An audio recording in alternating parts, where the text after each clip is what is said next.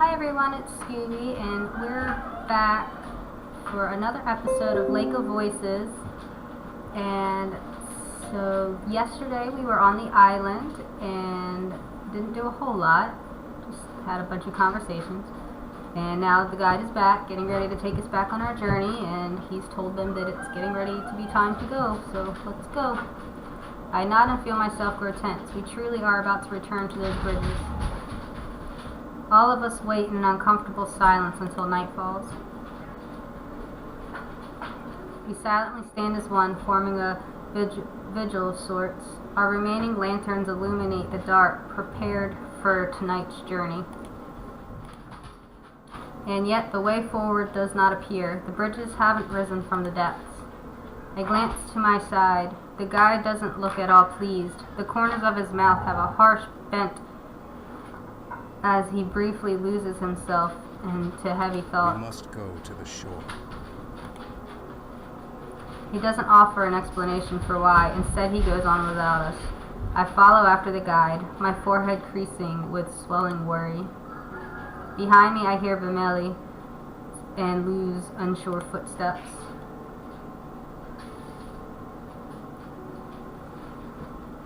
The four of us press on to the shore. The dark waters lap at the edges of the sand, and as expected, the maze is still hidden beneath the surface. The guide grips his staff tighter still, his knuckles turning ghostly white. He sucks in a breath of air, like he is about to speak, but then hesitates. We all stare at him expectantly. After a moment, the guide is fed up with waiting. Bridges are late. If they don't arrive as soon as darkness falls, there's no telling exactly how long it will be before they do. Bamele's face immediately sours, and he isn't able to stay silent about his feelings. So we're going to waste our time standing idly by. There's hardly enough time to make the trip as it is.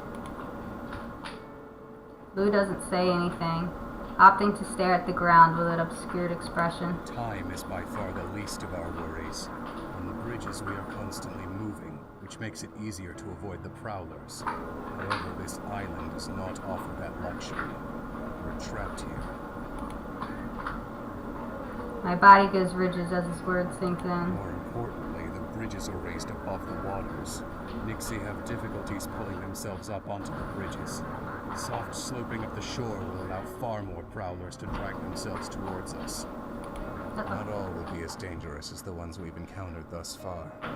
However, we could easily be overwhelmed. A pit forms deep in my stomach. I stare at him, aghast. I had no idea the situation was that dire. I glance from the waterline to the trees. What am I looking for? I don't know. A sign of what might be to come, perhaps? I wonder if those fires had anything to do with this.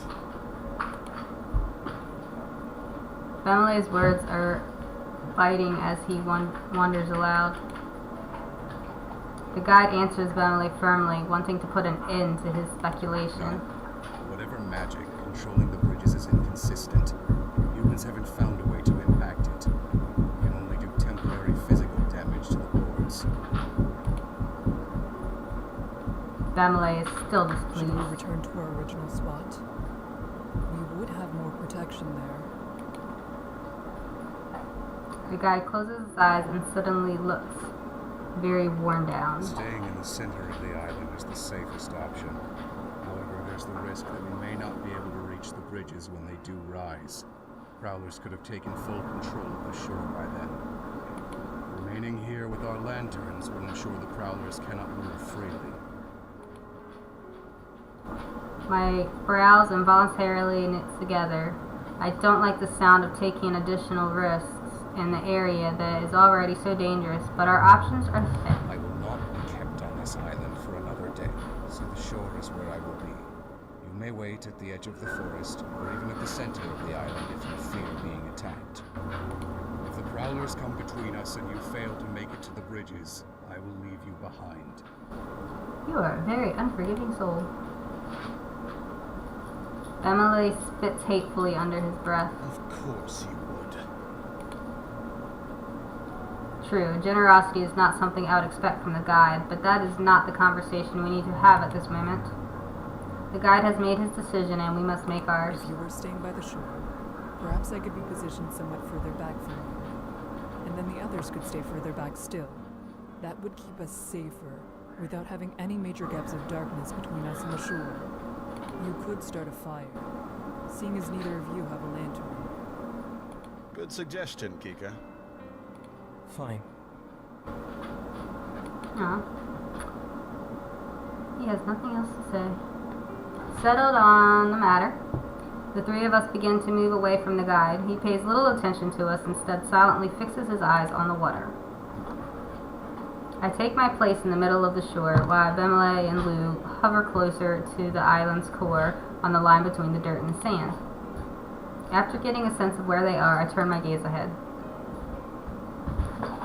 At first I think I'm being fooled by the fog. There are several white dots playing along the edges of the water. Dark globes begin to surface, and I see them for what they are. Eyes.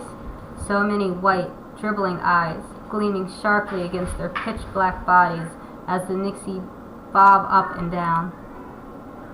The surface is disappearing in a loop. Each time more sets of eyes are and closer, surveying us more intently. Then they cackle. The sound is atrocious, gurgling, then turning high-pitched as they seem to take full stock of us. The lights in their eyes somehow seem brighter as the first of the Nixie dig their claws into the sand and begin dragging themselves up the shore. I plant my feet firmer. With threat rising, I decide to take one last moment to check on the others. Abimelech is tending to a small flame. However, I don't see Lou with him. Immediately alarmed, I raise my voice to call for him. I'm okay. A bit of rustling comes from above. I'm at a loss over what's happening before I realize that Lou is speaking from up in a tree. Before I can ask what he is doing, Lou I continues. figure there's not much of a chance any Nixie will get a hold of me here. They won't climb. He's smart. His voice light-hearted with an easy confidence.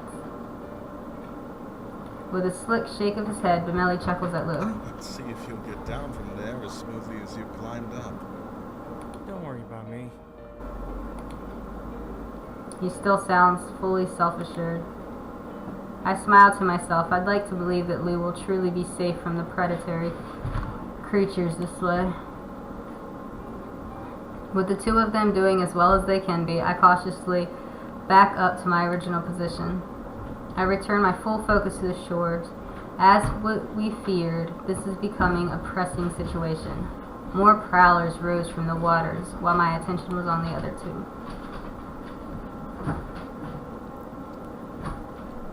They've surrounded the guide on both sides. The only way to gain distance from them would be to delve further into the island, yet the guide shows no sign of giving up his position.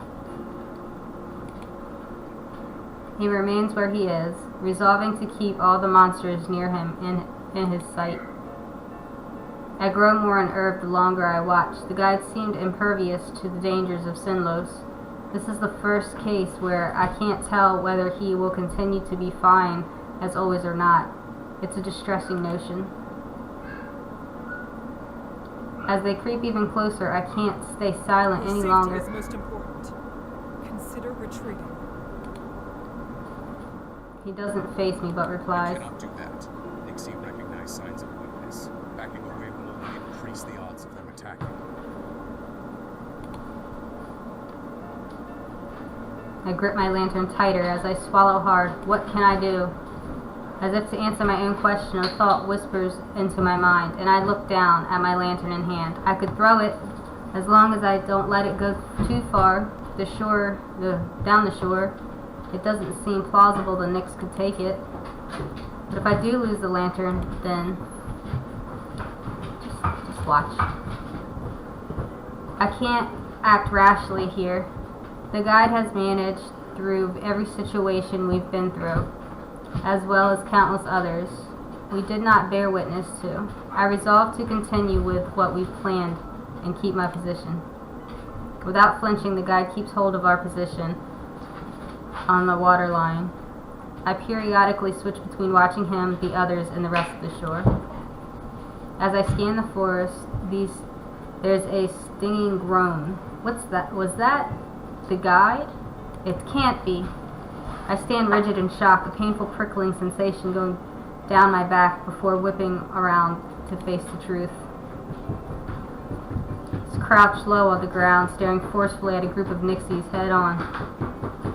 There is a whole other group of monsters rapidly crawling back into the water. Hey! Did I kill the guide? I step towards with a shout, but he puts out one hand to halt me. I do not go further. I and those creatures motionlessly watch for what he will do. His fingers curl tightly around the upper half of his staff. With great effort, he begins to rise to his unstable feet. The moment he is fully upright, the guide aggressively swings his lantern at the encroaching Nixie.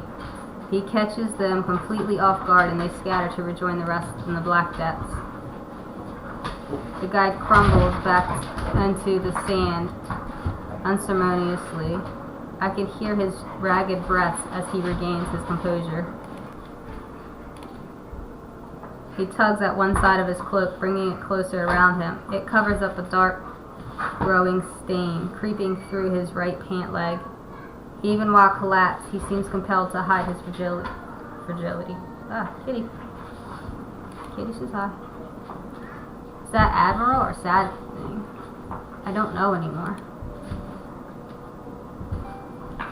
The guide roughly pulls himself back onto his feet and forces himself to remain standing. The rest of us remain strong as well, if we are to survive this night. Gripping my lantern, I watch over everything and everyone in sight vigilantly. After an untold period of time, the water begins to stir. There's unusual gurgling, a sound I've never thought I would be this relieved to hear. Slowly, creakily, the bridges make their nightly appearance. Sinless is an overwhelming, cruel environment. This island had felt like a safe haven such a short time ago, but that has been twisted to the point where I am grateful for the chance to return to the maze, and we may not even reach that. More Nixie are breaching the water and wrenching themselves onto the sand. The guide signals to all of us. Thanks to his position on the shore, the guide is able to board the bridges without confrontation. For the rest of us, however, the Nixie begin to crowd the opening. It appears that they want to get on themselves. We have desperately little time before we'll be cut off from the guide. I look at my lantern. Will this light alone be enough to cause them to disperse?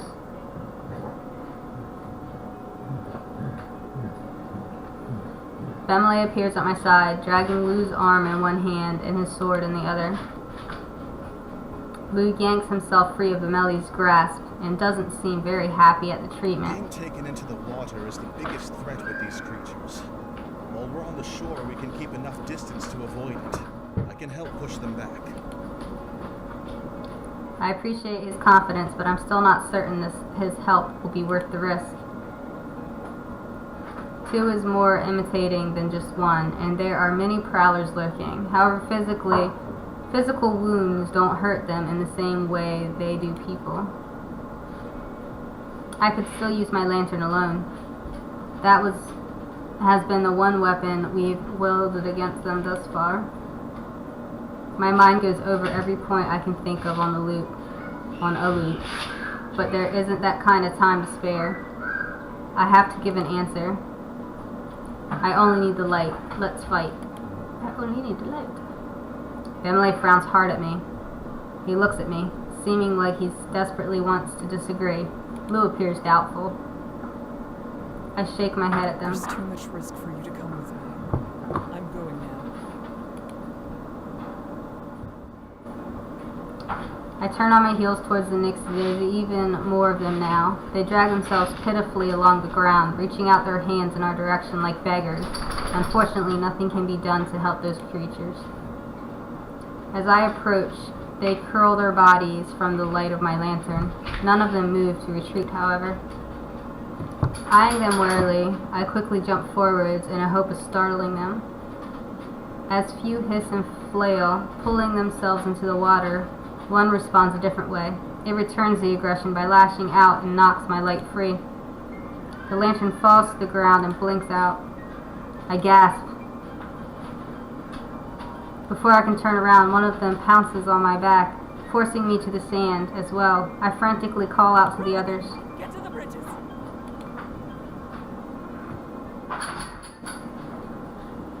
Many more pile on. I dig my fingers in the loose granules.